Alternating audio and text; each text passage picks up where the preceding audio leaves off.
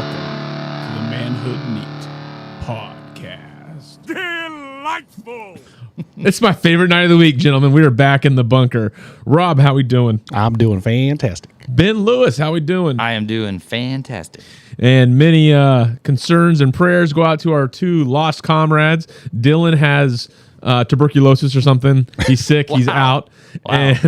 And Benson can't come because it's below 60 degrees. And he's like, it's too cold. It's too cold. It's too cold. So, yeah. But, hey, guys, I'm glad you guys are here. Hey. I'm excited about it. So, we'll start with Rob. Rob, man, what's been going on, dude? Oh, man. What's so since last celebrated our 7th wedding anniversary. Oh, nice. Oh, man. Yeah, that was. Happy anniversary. Thank you. It was on a Monday. So we left the house, got somebody to watch our kids, and left the house. Decided to go and get tattoos. Really? Yeah. Wow. Cool. What'd you get? So just kind of on a whim. I got a tattoo on my forearm. Awesome. It's in Hebrew. What does it say? It says Tetelestai. It says what? Tetelestai. Which means what? It is finished. That's what Jesus said while hanging on the cross. Now, Amen. did you check to make sure that is the actual Hebrew Yeah, letters? we Okay. did. Because I've heard some horror stories. No, we brought it to them. Okay. Like, we didn't say, here, I need this in Hebrew, please. It hasn't so much the Hebrew, but I've heard of like people getting like Chinese things. Yes. And they're like, yes, Coca-Cola or does it mean simple, any- yeah. yeah. No regrets. No regrets. No No regrets. regrets. No regrets. No regrets. Not even one letter. Yeah. Yeah. So, cool. So, yeah, kind of on a whim. It was just a real easy night, and it was a lot of fun. That's really cool. Or did you go to Lincoln for that? Or? yeah. Cool. I'm going to ask Tara if you cried. I know you did, but That's a tender spot, dude. Up getting close to the elbow fold. Actually, it wasn't that bad. I was surprised, honestly. Is that your first? Yeah, my first one. Okay. So, yeah, wasn't nearly as bad, and I can see why people get more, because once you get it done, you're like, I want more. well, you start thinking, well, I think maybe I want to put something around there and this, and you start, If I had it's almost like I want pretty to add cool. things to Yeah. it. And you're like, nah, better slow down. if I had the finances, both of my legs would be sleeved from Yeah. the knee down. Yeah.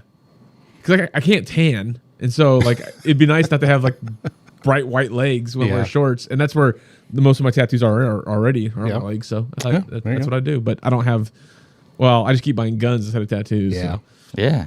which, yeah. This was nice and affordable. Yeah. Well, yeah. That's cool. I like the font, everything. Yeah. Yeah. Thanks. Sans serif.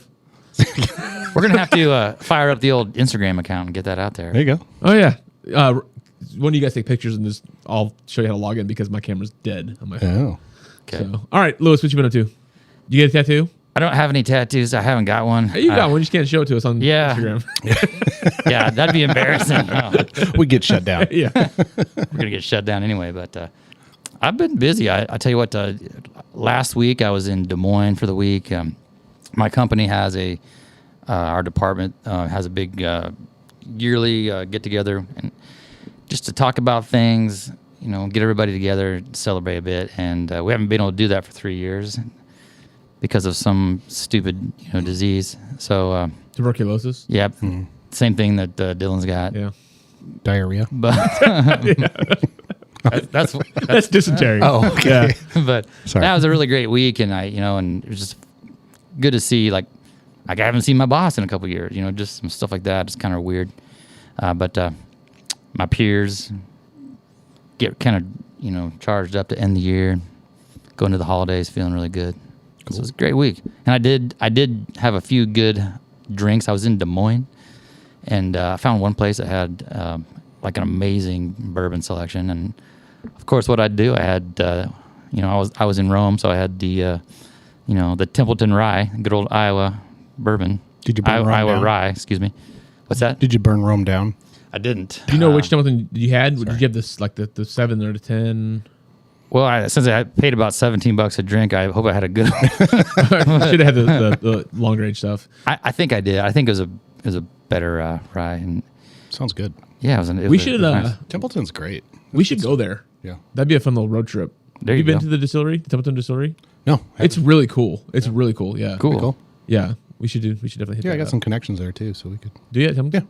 Well, just in Des Moines, in general. Well, the rye is actually made in Templeton, Iowa. There's a lot of work to do in Des Moines, let me tell you. Yeah. Especially for a guy like you, Rob. Oh, sure.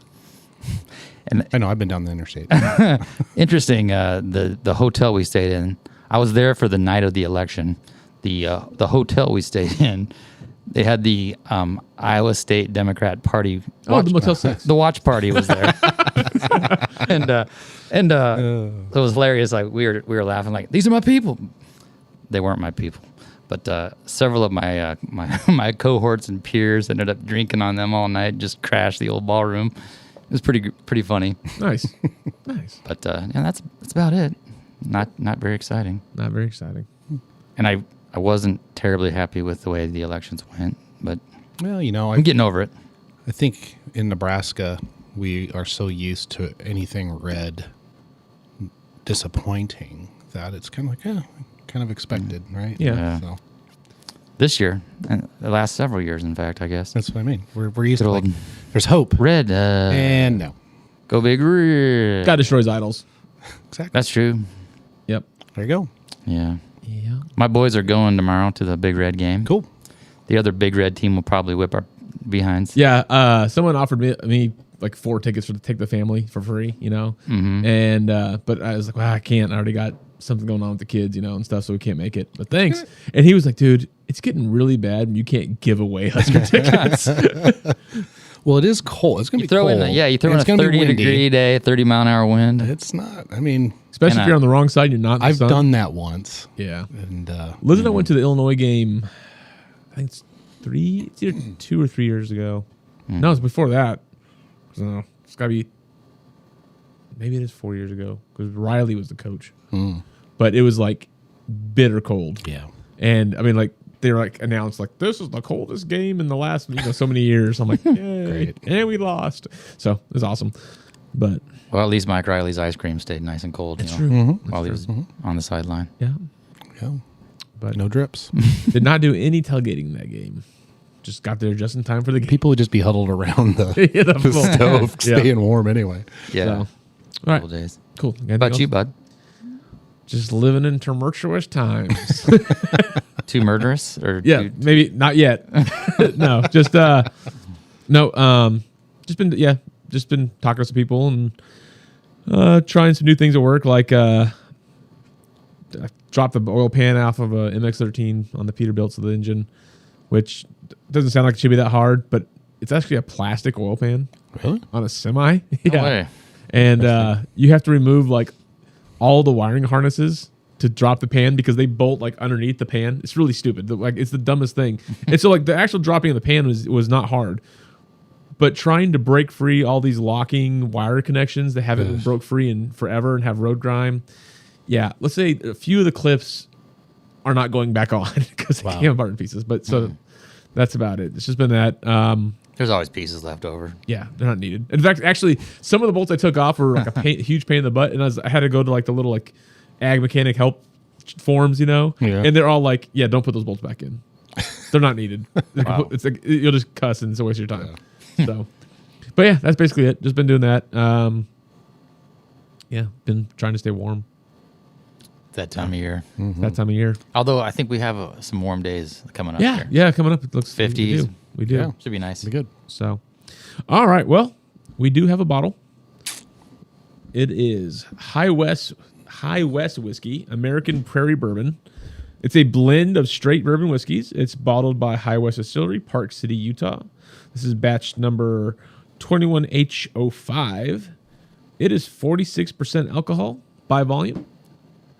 That's 92 proof for all you Iowanians out there. And the bottle's cool looking. It looks like it's old and westy. It is. So, do I want to read this? Is that supposed to be like that's a long supposed to read. be like stars on that glass, on that bottle? No, it's just like, like imperfections, like air bubbles. Looks like glitter. I think it's the sky. I think it's No, the look- High West look at sky. it. It's like, No, I'm thinking air it's bubbles. Oh, the sky. Big man. Sky. Like Big Sky Country. so. But that's Montana. Yeah. It's got a picture of a pronghorn on it because that's the national or the state critter, I guess, of Utah, maybe. I don't know. They're like squirrels out there. They're just thick. They're everywhere. So, I guess I just shot at a squirrel today, too. That was great. it's supposed to be made in the one, like, I'm just surprised. I didn't really know that there was alcohol made in Utah, but you learn something new every day. Well, is it made or is it blended It's there? blended. It's blended, but it has no coloring or flavor added, which is obvious because it's a bourbon. And it is Must not. be a state regulation. Yeah, it's not chill filtered like some yeah. bourbons are. So, Yeah. Okay, well, let's pop this top. And while we do that, Rob, tell us about our sponsor. Nobody. Nobody. That's right. Okay. All right.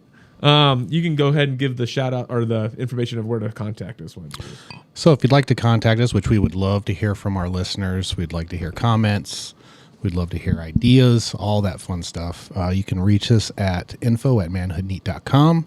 You could also email us at manhood.neat@gmail.com. Manhood.neat@gmail.com. Or you can get on Twitter, and now you can actually get on Twitter and say what you want. Yeah. So go ahead. We support Twitter now again, I guess. Yeah. Maybe. Twitter's good again. Twitter's good again. Yay. Was it ever good? But anyway. Yeah, but you can join us on Twitter. Follow us. Post comments, whatever you like. What you don't like, we'd like to hear it all. Both At sides. Manhood Neat. And Manhood Neat. And Instagram. Hashtag at Manhood Neat. No, That's right. it's Or is it at. It's at. Oh, that's right. At sign. That's right. Shows you how much I'm on Twitter. Is that called an ampersand? No, or is that the and? Just and, I think, isn't it? Or is that ampersand? Is ampersand? No, ampersand's the goofy looking like number 8, isn't it? I don't Or know. that's The and one. The at symbol at is just sign. at Hey, symbol. if anybody knows what that symbol is exactly, Yeah, what an please ampersand symbol is. email us at info@manhoodneat.com. Yeah. And then, Inquiring minds. you can hit us up on Inquiring minds wanna at Manhood Neat on Twitter. Twitter. Hashtag Amsterdam or pound ampersand. You say Amsterdam. What'd you do? I don't know. If you can even spell ampersand. Afghanistan. What's going on? Yeah. So, but yeah. All right, guys. What are you guys smelling on this bourbon here?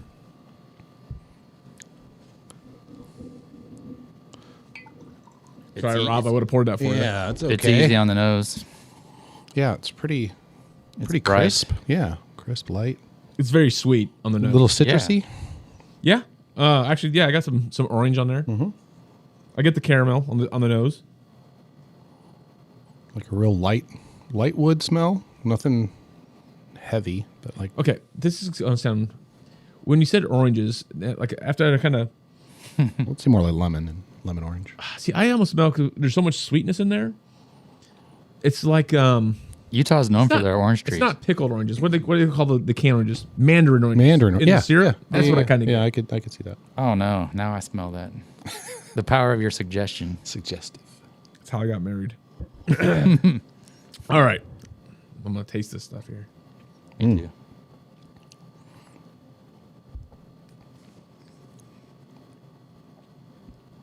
Again, really bright.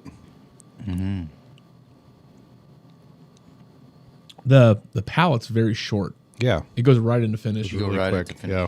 But that initial taste, I get your standard sweetness and caramel, and, whatever. Me too. But do you get a little bit of A little vanilla. I get something that's, well, yeah, I get vanilla, but I get some I get the fruit. I get a little bit of the orangey, Yeah. but I get something like a little kind of hint of like something bitter. Like maybe like a Like near the end. yeah, I don't know if it's like a anise or horehound. Remember horehounds, like that other root? No, horehound Wow, candy. you're digging deep. A candy? Yeah, It's called whorehound. horehounds. You ever had horehounds? No. It'd go great with this because they're both like Old West candy, Old West bourbon. Sorry. I'm not okay. No About a idea. good I had them this week. That's Yeah, why okay. I'm thinking of chewing tobacco, maybe. Yeah. Yeah, this actually would probably pair with a cigar pretty good. Yeah. It's easy, like on the, on the immediate palate, and then you're right, it just kind of rolls right into the finish, but the finish kind of hangs around because it sort of coats your mouth well. It's thick. It is. I mean, It sticks to the said roof of your mouth. It does. 92. It's crazy. like I feel like a dog trying to lick peanut butter off Yeah. myself. Yeah. I don't taste peanut butter, but No, but as far as consistency, yeah. No, I get on the finish. I get there's some spice that just kind of comes and it hangs. And Yeah. again, it's not like it changes, but the finish is long just because it sticks to your mouth. almost like a peppery, like a light pepper, maybe herbal tea. Yeah. Is it peppery? Yeah. See, I get like Is there a mash bill on this bad boy? there didn't see might it. be like honey. But the honey consistency is almost like the thickness. Does that make sense? Yeah. Like a tea with a lot of honey in it. Yeah. But that to me, that little bit of orange, or whatever, as it rolls into the spice and dries out, it's almost kind of like a dried apricot or something kind of like that. Like it's I can see that. it doesn't maintain its sweetness. So It's a blend, so I don't know you're going to see the mash bill. It doesn't know. There's pronghorn antelope and prairie dogs in this. Oh. Delicious. And I think this is cool. It is High West's home in historic Old Town Park City, the world's only ski-in gastro distillery. Oh, Wow, you can ski in. So yeah, Nice. and have gas And gas. And bourbon. and bourbon. Not All right, bad. so this is not 100 proof, so it cannot be a slush, Ben. it's an easy drinker. I like it though. Yeah. I mean, I wouldn't make a slush out of it. I bet it's more expensive than the bourbon I would typically make a slush out of. I don't know. I don't remember. What did our sponsor pay for that? I'm just kidding. It's not terrible. I can't remember exactly what it was, but it wasn't out of the. Yeah, it's You know. pretty. I like it. I like mean, It's easy. I think Rob, I think you're right. I think this is a very good pairing bourbon. Yep. I think it'd go good with, like you said, a good cigar. I could also see it going good with. Actually, if I was going to mix it with something to drink it, I think this would be a good add to coffee. You know what? I like coffee and bourbon though. You know what This I would be a do? great ad with sun tea. Yeah, the bad thing about mixing tea and bourbon Yeah. is whether you have 1 cup of bourbon and 1 shot of tea, or reverse that, it tastes the same. Tastes the same. Yeah. This got a little bit spice, for a Yeah. 92 proof. Not bad. All right, Rob, what's your score on this? I'm giving it a 58. 58. Indeed. All right.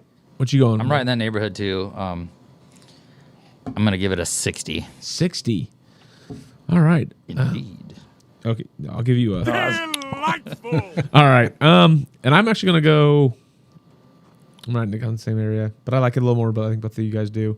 Well, I know I do because I'm rating it higher. 62. Nice. So That number was in my head. 58, 60, 62. yeah, Yeah. we can count by I'm gonna two. write that down because one of these days we're gonna Have a episode 10. Yeah, or be the next top 10. Dylan, when you get done with your tuberculosis, make sure you add that to the old spreadsheet. I'm sure that Working on. Dylan's been compiling these, right? Yeah, on a spreadsheet. Yeah. Yeah. All right. Due diligence. Due diligence. All right, Rob. What have we been talking about? What have we been talking about? Have we been talking about... Man, I forgot. What have we been talking about? Being beyond reproach. Beyond reproach. Yes, Yeah. that's right. All right. I thought we were talking about repairing a porch. Yes. But you have to be beyond reproach while you're repairing. Oh. your- Try to be more approachable, Rob. Trying to be more approachable. Yeah. That's what it is. So what is it? You don't want to be beyond reproach. I mean, you do want to be beyond reproach. If you're not, you're within reproach, or no? No.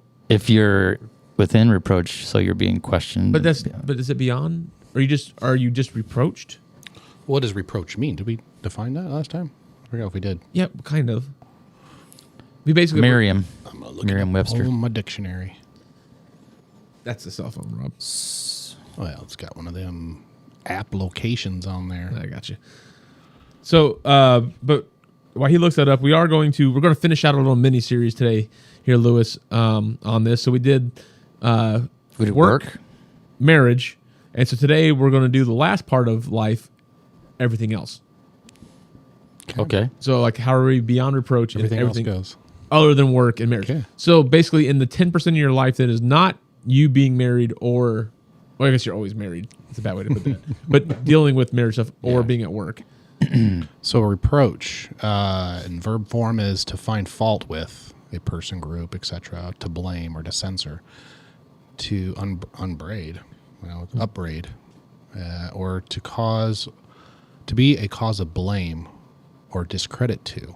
So to be beyond that would mean to not be that. Oh, okay. So nobody then, Beyond basically.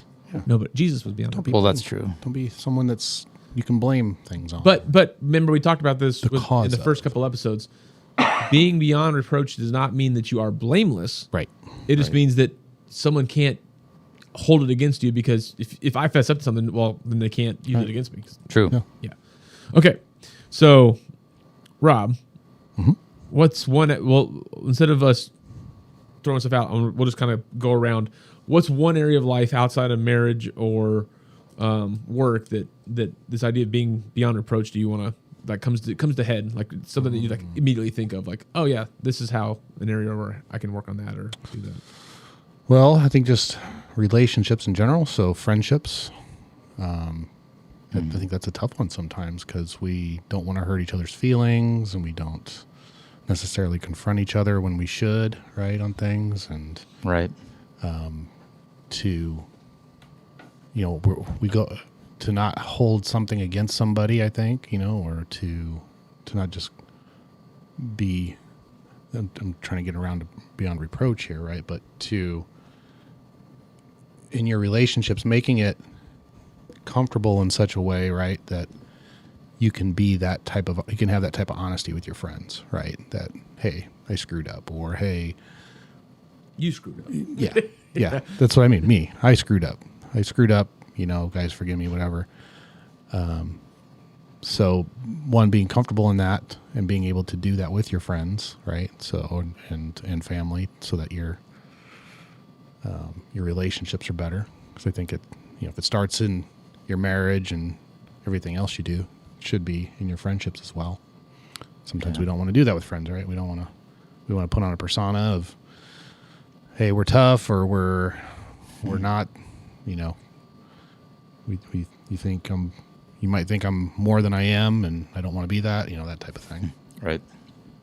Yeah, the friend thing's tough, man, because you get together with your buddies, and it's easy to find yourself acting in ways you shouldn't be. Yeah. Maybe your sense of humor changes, maybe your language changes. I'm certainly guilty of that. Those are tough. Those are tough, man. I mean, you don't want to be one way all week and then go to church on Sunday and be pious, manhood neat podcast member, you want to be the manhood neat podcast member all week long. Mm-hmm. And not that we're perfect, my goodness, I'm not saying that, I'm trying to be funny there, but I think you guys know where I'm coming from on that. Yeah, I think a big part of being beyond reproach, and this can apply to all three all 3 episodes, but if being the same person all the time, like being the genuine you, is a big part of that. And when I say that, I don't mean like, well, I genuinely want to, steal like fancy cars from people. No, what I'm saying though is like, as far as obviously God's working on changing us, but I don't put on a fake mask depending on what room I'm in. Yeah. So I mean, and there's still decorum and that kind of stuff. So I mean, I'm not trying to say like, well, I'm just going to wear, whatever. But there's decorum. But as far as like who you are, and so would I be recognized? Like would same thing be put on a trial, and would our wives be surprised by what they heard? Would anybody who knows us be surprised to see us in a different place? So like if someone from church sees me at Route 6, would they, one, be surprised to see me there, and two, would they be surprised by the way I was acting there? Yeah. And they shouldn't be. And so if there's things that I would not want people to know that I do, I probably shouldn't be doing them. Right. Right. So, and that's different than saying that there's things I'm not going to do at certain places because of decorum. That's different than being like, oh no, like I would never, smoke a cigar. I'd never do that. Then I go home and I'm like, light them up, boys, right? So, so that's goes like this integrity thing. So I think part of it, like you're saying, is that, and for friends, that's really important because otherwise we become that two-faced guy, right? Yeah. And then we're not beyond reproach because it's like, well, can't trust him. He acts one way this way, and then Yep. Don't be the chameleon wherever you're at. Then you're that's right. Kind of blended into the scenes. That's something I always struggled with, was trying to keep people. Always want to put on this persona of wanting people to like me, so it's like I just got to go with the crowd, right? And be like who I'm hanging out with. And it was always a big struggle. Probably for you, it's really hard because part of your profession is blending in and not being seen. Yeah. That's different, yeah. So I need to know when to turn it off. Right? That's decorum. That's decorum, yeah. Do everything. That's called disguise. The master of disguising. Well, when I moved to Seward, I felt really lucky to find friends, and then you guys later as well. But we're lucky to find friends too. Yeah, we were. But what I'm saying is, I don't know, when I lived in Lincoln, I might have been in a different place. I might have, my entertainment, the people I was hanging with might have made me be one guy one night and a different guy the next day. Not nothing. That sounds really like bizarre. Nothing nothing, too cryptic or weird there. I'm just saying, like, when I came to Seward, I was lucky to find dudes, right, who love Jesus, loved their wife and kids, and worked hard, and tried to honor God in most everything they did. That's why I'm lucky to be sitting at this table with you guys as well. I think that that we could all subscribe to that, and I fail at it at times, but I know I'm above reproach because I own that. I know that I have grace for that, and somebody still might question it, but that's going to be my answer. Thoughts? No, it's good. Yeah. Because I like I said, my past was probably more on the opposite, so I could easily go to friends that were from my past, and they would. And if I'm acting the way I do today, they'd be like, "That's not who you were," So I'd be reproached. Reproached. I would be Below reproached. reproach. But I'd be Yeah. at reproach, at reproached, right? of course, that'd be a little bit different though because we do change, and so it's No. not like you would go back and hang totally. out with them the way you used to. No, exactly. sure. But even at what I'm saying is, even at that time when I hung out with them, I wanted to live this life the way Oh, I see what you're saying. right, but I wouldn't. And then when I would get around it just depended on the crowd I was running. You're a with at the chameleon. time. Yeah, Yeah. totally. So Kind of it like was- I was talking to a guy from the South this week, and it was kind of funny because we were talking, and as we were talking, I started noticing like me starting to talk with a Southern accent a little bit again, and the bad thing is like I feel like a complete goober when I do it and I do it whenever I'm around someone who has a real thick Southern accent. Like some people who live in the South, if it's real minor, I kind of say y'all and stuff. I anyways. barely catch yours, if at all. Yeah, but I get around people with a real thick one, it comes out. It gets thicker as I go. But I feel like they think I'm starting to make fun of them Oh, sure. because like when the conversation started, I wasn't talking that redneck, right? Or that Southern. And then it gets worse. And so I was talking to this guy and I'm like, oh man. And no, but it's kind of funny because then he's like, you must have lived in the South before. I'm like, yeah, I lived in Georgia for a long time. And he's like, oh, okay. Cause yeah, you can tell, but So he was cutting you some slack. Yeah, that's what, he's cutting that's what he was saying. yeah. My parents did the same thing. So they were born and raised Omaha, Iowa for years. And then I left and they moved down to Mississippi and lived there for, I think good 12, 15 years. And to listen to them talk then, I'm like, you would have thought they were born and raised there. And it was just the craziest thing to always hear every time I'd hear it. I'm like, you are from the Midwest, so knock it off. Knock it off. But that can But then catch they you came fast. Well, then they came back right now. So now they're back up in Sioux City. My mom still has a little bit of it, but my dad's like none, right? But one of my brothers still has it, and the other one doesn't. So it's just weird. Well, and it's funny. It's like Liz has a little bit of it, Of course, she grew up speaking Pennsylvania Dutch, so then never had a true Southern accent. But it comes out when she's ticked off. So if you start hearing Southern like slang, Y'all. you need to leave. I'm gonna run. Yeah, but she gets mad because we'll all talk to I got a friend Matt Powers back in Georgia, and he's got a real thick Southern accent. But when I start talking to him a lot, really, and Liz will be like, Aaron, that's embarrassing. Like you're making I'm like, I'm not trying. It's just I don't know if it's from moving around so much. He's not related to Kenny Powers, is he? No, He's okay. a pitcher. So, but all right. They say the people from our neck of the woods here don't have accents. That's why I guess most people, I heard that most radio announcers will copy a Midwest accent because it is the most understandable accent. Yeah. So, There, do you consider Nebraska Midwest? I'd say yeah. I do, but when I talk to people back on the East Coast, They consider like where- Ohio, Indiana. Yeah, they think of the Yeah, the Ohio River goes way far way west. east of us. Yeah, Yeah. I think That's the anything Midwest. west of the Mississippi, To, west of Mississippi to basically Colorado.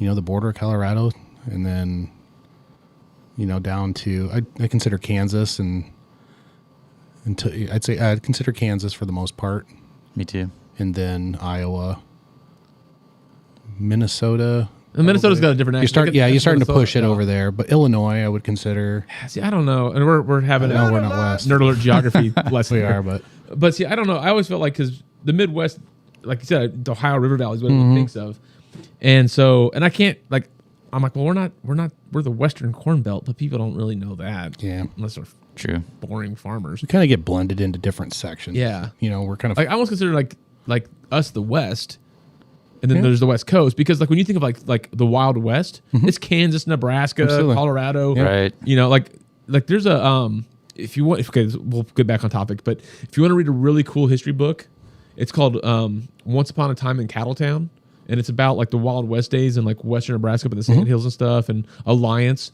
Like that was some rough country. Oh, for sure. Like some rough country. There's some tough people out there. Yeah. Still. And there's some cool stories in that book. Yeah. But anyways, Yeah. all right. So we kind of talked about friends. And I think, and this kind of segues well into this too, like just talking about people who are outside of our sphere of interaction normally. So just the culture at large, being beyond reproach. And I think this is where the appearance side and our yeses being yeses, our no's being no's becomes more important, and owning up to stuff, because you take away the personal knowledge of somebody, right? So we're supposed to be like beyond reproach just to our community. We don't have the personal relationship with everybody in our community like we do as at this table, or we do with other people in the church, or our wives, or our business associates. So like I can do something that's reproachable, right? And even if I don't fess it right away, because of your knowledge of me and our friendship, and you know kind of my angle, my bent, and my heart, you can just be like, that's not what he meant or whatever. But you lose that when you're just dealing with the community at large.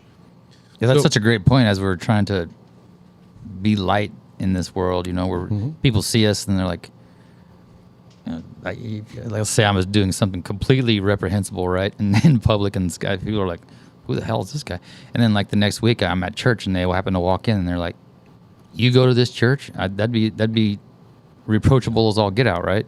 We don't want that. We don't want to ruin our opportunities to share the gospel, to grow God's kingdom, you know, simply by maybe honking on the horn and giving somebody the finger downtown at the stoplight when they don't go right away. Right. You know, But all Nebraskans wave with one finger. Yeah. sometimes Well, two sometimes. That's right. It should be two now. Yeah. I wave at everybody, and that's how I just grew up in Nebraska. You just wave at everybody. Yep. I mean, that's just how it should be. And now the added pressure of driving a Jeep, you know, like I gotta wave at all the Jeep people. Is there some weird Jeep? Yeah, wave? you're supposed to give them this, which is like the victory sign from World War II. You're supposed to go like this, and there's like a real like an order to it, right? Like I don't know the rules, but I think I've read them. Like the older Jeep is supposed to wave first and stupid stuff like that. So are they? But trying these to soccer be like moms- motorcycle gangs, like they're They're trying to Kinda. trying to be like 100%. motorcycle. Oh, we're riders, way yeah. tougher than motorcycle gangs in the Jeep community. Let me Yeah. tell you. That's why you got heaters. Yeah, whatever. granolas. Like I've been to Colorado. Yeah, that's funny. But these newer Jeep owners, people that are just like crawling the mall, they're not waving at nobody. Come on, Nope. they don't get it. It's all about the look. That's right. They're not beyond reproach. No. No. So yeah, going back to community, guys. You guys have anything else? Like, what do you think as far as like when we're interacting? Probably got another tangent for you. Yeah. Like we're thinking about, you know, how we come across to the community. What are things? Let's bring this down to like actual like practical things that we probably need to be paying attention to, as opposed to like grand just philosophies. I think it goes back to it's, you know, where Christ said, just doing unto others as you'd have them do unto you. Right?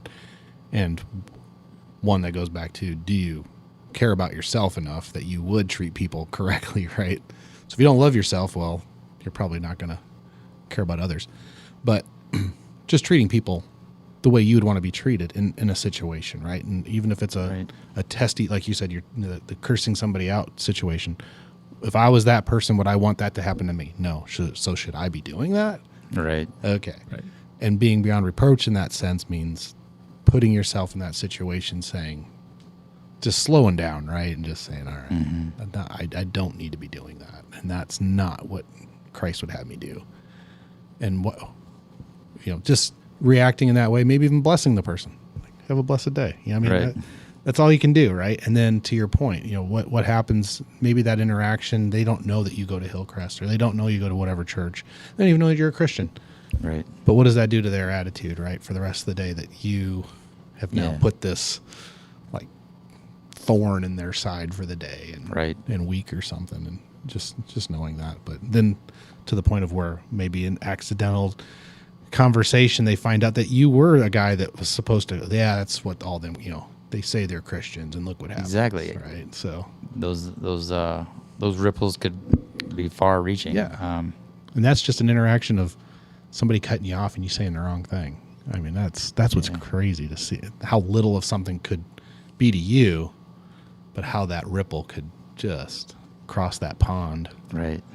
Yeah, I have like a kind of small example of this even just recently. Like last weekend, I was at church and I saw somebody that I recognize who works at a dentist office that I go to, right? And I've sat in the chair and and she's looked down my throat and everything else, and like there's small talk there, but it doesn't always. It's a hard place to maybe build a friendship, Your mouth. They're asking you questions, and you're just kind of nodding. I know. Yeah, that hurts. But no, I see her sitting in there with her family, and I'm like, wow. And so I walked up, said hello. I find out that they used to go here, and they left for a while and went to another church, and now they're back, and I was just like thrilled to see them. And I'm thinking, I hope I never like cursed out loud while she was drilling on my tooth or something, like. No, but if she did, you just have to curse at church now to keep yourself. You're not Reproach, right? You're the same person everywhere. I don't think that's how it's supposed to be. I'm the same person. Yeah, I just cuss all the time now, so that she knows that that's just how I talk, and that's okay. Equal opportunity curse. Kidding. So it's funny, like, talk about that is, this is back when I went to, like, the church we were at in, Hamlet, Nebraska, right? This little town. This CMA church there, and I was teaching adult Sunday school and CMA, what's Christian Missionary Alliance. Okay. So it's the sister denomination was to E-Free. Okay. But so I thought it was just a biker gang church or something. No, it's funny because I was at a CMA church. Now I'm a member of the CMA, the Christian Motorcycle Association. It's like, yeah, I see. Pretty cool organization, by the way. But it was funny. So I was telling this, telling the story. I'm teaching this class, and I don't even remember what we got into.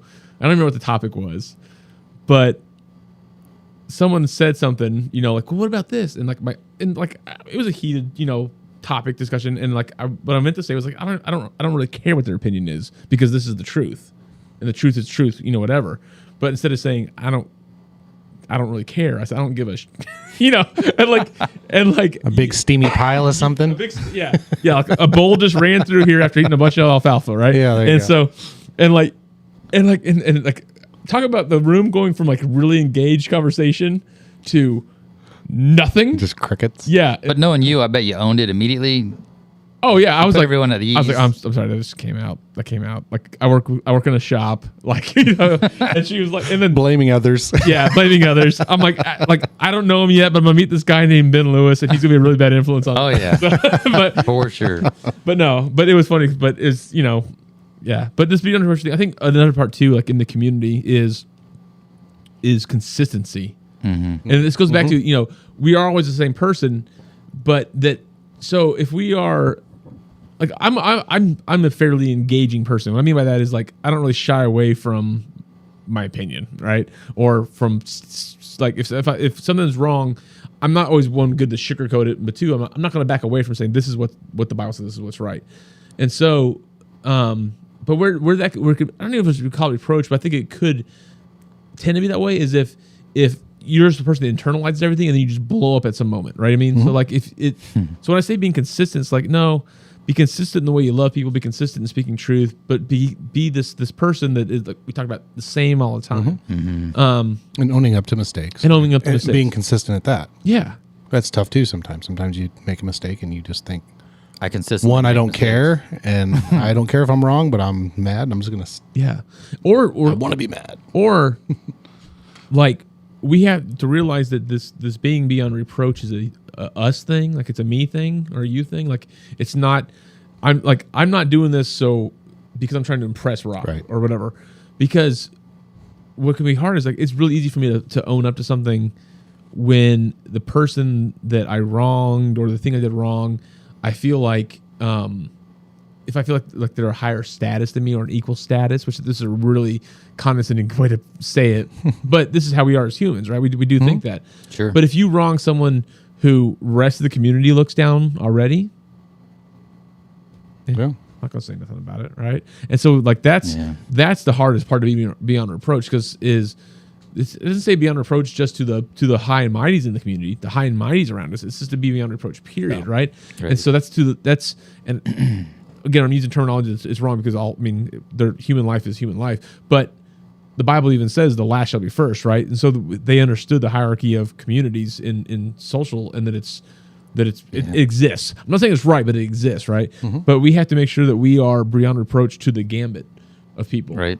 You know. And I think that to me, that's where it gets hard, because we one of our at least for me, an easy natural pitfall for me is to not really worry about people who I don't think can elevate me. Mm-hmm.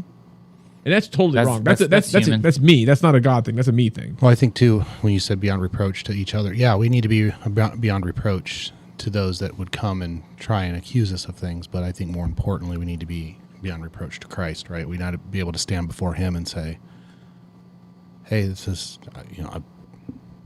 I've bared my soul with this," and because people might accuse you of things that you didn't even do. Well, and you've already admitted any wrong in anything, right? But like Dylan keeps accusing me that I stole his Maker's Mark. Yeah, so. But you were beyond reproach. You said I drank it all. Yes, so let's not. So yeah, I did that. So what? What? You left it here. It's your fault for being irresponsible, not being a good steward. So anyway, but just I think to be able to stand before God at the end of the day and say, He understands, right? You've confessed it. You've made it known, and you can stand boldly before Him that, this person may be not like me. Even though I've told them I'm sorry or whatever, and I've admitted it, because there still might be people that don't like you, right? And they still will accuse you of being a jerk or whatever. It doesn't matter. You have to be able to stand, faithfully before Him and say, "Yep." It's whenever anyone talks about standing before the Lord, type thing. It just reminds me. We talked about this Wednesday night with Pastor Kurt in the little thing, whatever, but. We were reading about Pentecost and like Peter's first sermon he gives after that, or not sermon, whatever we call it. And he's like, what's a basic summary? And the summary that's stuck in my head, and Dr. Kenneth Walker, he's a throat doctor, not like a theologian doctor, but still a great guy, smart. But back in Georgia, he said like the best summary of that, and it's stuck with me, is Peter basically says, Christ came, you killed him, say you're sorry. That's basically what Peter says in that first little thing. He's like, hey, Christ was who he said he was. Talks about Joel, you guys killed him. Apologize, repent, Repent. So, but I'm like, yeah, man, like that's it. Like, and so, but that basic tenet, I don't know why, but whenever people talk about standing before the Lord, it's like, that same thing. Like, okay, first I recognize that Christ is perfect. I suck. Sorry, like I need Christ. My sin is what led Christ. Is why Christ had to go to the cross, right? Because of my sin. I personalize it. My sin. Say you're sorry. But then it becomes, okay, Christ, like I'm bearing your name now, and I screwed up. I'm sorry. Being that beyond reproach thing, and it's a very good mirror or shadow of how we are to each other, I guess, of to the heavenly. And so, and that's why I think it's very encouraging, is Christ is just looking for. Doesn't say perfection, because he knows we can't get it. He is the perfection that we are covered by, but he wants repentance, acknowledgement, and repentance, right? And that's yeah. And then he says that's now the standard to be, like eldership or whatever. And what I want you to be to the world is beyond reproach, which means do your best, but when you screw up, just repent and try not to do it again, Right. And so it's the same standard. It's just one is to God and the other is to fellow man. Right. That's the standard perfection, and obviously we can't attain that. We only have grace through Jesus Christ. And period. You're not gonna fool him. You're not gonna fool him by like giving someone a half butt apology, if that's the situation we're thinking of here is owning something like. Gotta give him the full butt. Yeah, you gotta own that, and you have to mean it. You don't do it to look right. You don't do it to even to make that person feel good. You do it because you screwed up and you own it. Yep. And I guess that's why we need a savior, because we probably screw that up too. Yeah, I do. I don't guess that's why. I know that's why. That's by the way. Amen. I read the Bible quite a bit. That's what told me. So this bourbon, I like the thickness of it. I think that's my favorite part. Yeah. Like as I kept sipping on it, I like how it just keeps like it Covers. the mouth is just coated. Yeah. Because like now, Yeah, it doesn't dry it out. no, it's good. Normally, you get kind of a dry feeling. I haven't. Yeah, the whole time it's been good. I like it too. All right, guys. So we're as we're closing in to Beyond Reproach, you got any final thoughts or anything over the last 3 weeks or this week and the last 2? Anything else you want to add? Story of being reproached or I guess just again, the only way you're going to be even sort of beyond reproach is to know who your Savior is, because yeah, that's it. And Rob, you said it the first week, integrity. I mean, that's how we be beyond reproaches. We always thrive after integrity. Yep. So, I got one small little thing. Oh, here we Yep, go. one more. Gee, you got excited. Wow. He about came out of his seat. Yeah, there. he did. That came out. Jeez. I had coffee earlier. Okay, so one last thing is so like beyond reproach and stewardship. Okay, and this kind of affects our friends and the community around us. But how, like, we have to be beyond reproach in two in how we treat things, like physical things. So like I want to talk about stewardship of physical things. Okay. And what I mean by that is, if I borrow your lawnmower, Rob, that'd be a really crappy thing to borrow. Let me borrow something more fun. I'm going to borrow, let's say you've got a sweet sniper rifle, which I know you do. Your Lapua. So I'm going to borrow your Lapua, right? It's work. That's for work. I know, but I'm going to borrow it. Oh, His Barrett. You're going to let me borrow it. And That's just messy, dude. yeah. So like stewardship, very much is, well, one, we understand all things are God's, but if I'm borrowing yours, to be beyond reproach, I need to return that item in equal or better condition than when I borrowed it. Or confess to you, hey, Rob, I broke the scope off your rifle. My bad, right? What do I owe you to fix this? We would not be friends. Yeah. Rob's like, not only do you owe me for the rifle, but for the next 3 contracts. So like, and then also too, and so, and to me, like stewardship, like it seems kind of easy, like, oh, just take care of everything. But it's also like, as I've learned in my walk, mostly to be my wife, because she's smart and wise and teaches me things. But we have to, so one is to take care of stuff because we're supposed to be stewards, right? So keep it, clean, orderly, working, take care of it. But at the same time, we have to be stewards of our things in a way that people realize that they are more important than our things. So Rob would not expect his Lapua to come back clean.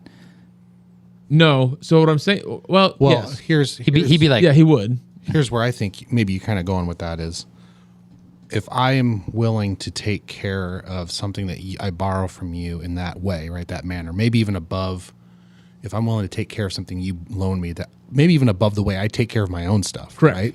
right. What stops me from taking care of you in that same manner? Yes. That friendship, that, right? Like, Right. what does Aaron need that, what can I do to help Aaron be better today, right? Or is there something I can say, do, whatever? And, there's a guy I know that even today I was talking with him, and the last thing part of our call, he's like, hey, is there anything I can do to help you? Is there anything I can help you with? That was his last, comment of the call. We were talking. It's like, what can I do for you? And we don't even work for the same company. Like, in fact, we work for competing companies. And he's like, hey, I want to work, what can I do to help you? And I'm just like, it's a great great attitude, I think, to have and just to be around. So I think that's maybe kind of where you're going with that. Yeah, it is. Basically, it is, because I do think there is, and we could maybe do an episode on this sometime, but there is a responsibility to take care of our physical things because we're stewards of them. And so, but for this instance, yeah, Rob, you're right on track. And so if anything that I have, it's mine or that I'm borrowing that's somebody else's, I'm going to take care of it to the utmost of my ability. Where to be beyond reproach, though, I think I need to be is, so I have the responsibility for the things I borrow to keep them as good or better as possible, whatever. But let's say, Ben Lewis comes to me and says, hey, Aaron, I want to borrow, your baby AR, right? and I've seen Lewis's gun collection. Like the cover. I thought you were saying I've seen Lewis shoot. Yeah. Are you going to say my guns are not well No, this is maintained? hypothetical. That's why I'm picking on it. Those are fighting words. I've seen you shoot. I do not want you touching But my like gun. I know that my rifle's going to come back with there's going to be chips in the paint. You know, like it's going to drop that. There's going to be. It's not going to be clean. You are a horrible gunsmith. And and honestly, there's probably going to be like Coke, like and goo stuck in the grip. You know, blood, and probably dip. blood all over it. Right. Could be bourbon slush in there somewhere. right. So, and Drinking and shooting firearms do do not, not mix. no, No, we no. do not mix those. but and I'm like, okay, crap. And I guess this is a really bad example because I'd be irresponsible. but let's even put it this way. Lewis is like, hey, can I come over? I got nowhere to stay for 24 hours because my house is on fire again. and so Bring that up again. So can I come stay with you? And I know if he comes, he's probably going to break my record player because every time he comes, he breaks my record player. And he's probably going to leave like this guy's a real trash everywhere. Yeah, and he's going to pee on the wall again, right? And so but I'm like, you know what? This is the anti. drink all my beer in the fridge. This is the anti-Lewis. Yeah. So, but It's like the anti-Christ was the anti-Lewis.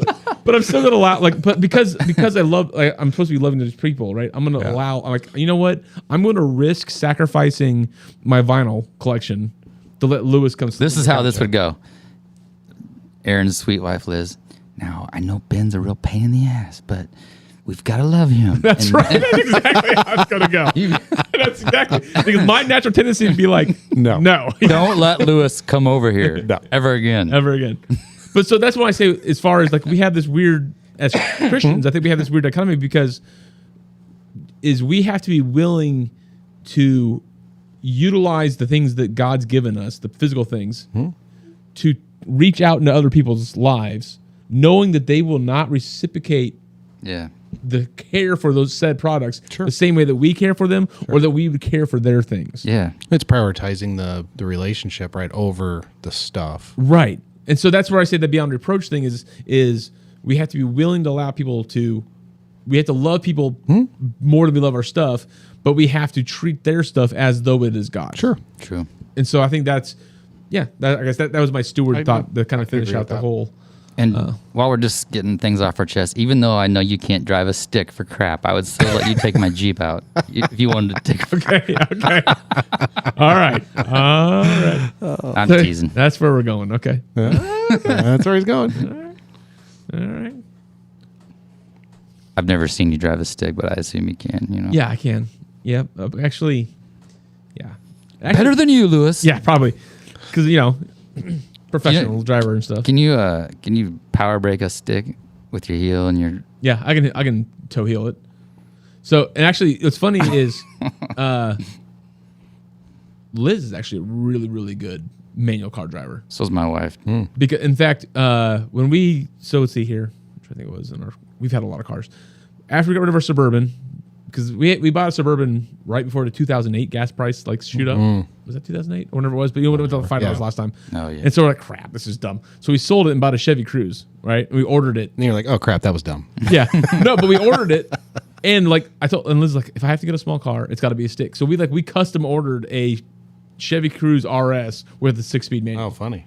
Sweet. So, and it's actually a fun little, because you have to shift nonstop. Yeah. It's actually kind of fun in the mountains. But anyways, You save a bunch of money on a stick car. yeah, until you try to sell it and there's no resale value. Nobody wants it. No one's gonna steal it though nowadays. No, they can't. Yeah. What is this? Yeah. That's why if I had the money, and I don't, and I could have a fun sports car, it'd be a Porsche 911, regular, non-turbo, just a regular Porsche 911 with a manual. Because if you go turbo, you got too much power. You can't use it unless you're on a racetrack. What? You can't. You'd be dead.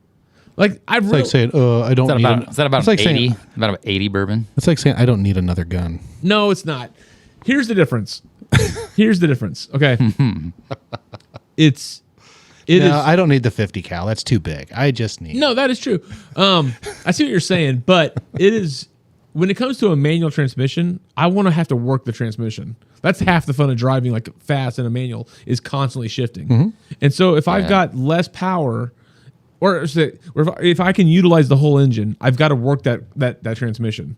Right. It's kind of like up in the mountains. If I lived in the Appalachians, I wouldn't have a 1300cc super bike like I have now. I'd have like a 400 to 600 cc where I gotta just clack that transmission nonstop because it's so much more fun to work the transmission and work the engine than it is just to have constant grunt power in a curvy road. Now here, where I gotta drone the interstate perfectly straight and perfectly level for 7 hours to get anything halfway entertaining, I'll take the horsepower. I get it. So that's my rant. Let's get there faster. Get there faster. Yep. All right. You guys got anything else before we close it down for the night? Nope. That was good. I'm glad you brought that up. Hey, can I have a Snickers before we go? Do it. It's a good pairing with I heard that it High West. satisfies you. It satisfies. All right. And Rob, why don't you go ahead and close in prayer? All right.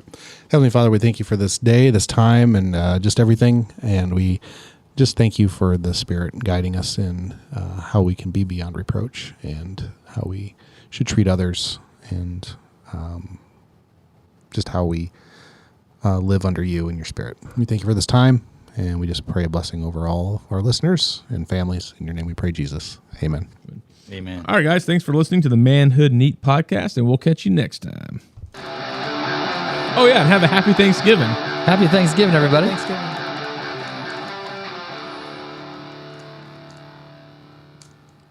Pumpkin pie. You should see your Glock 26 now. It's just dirty as heck. Probably.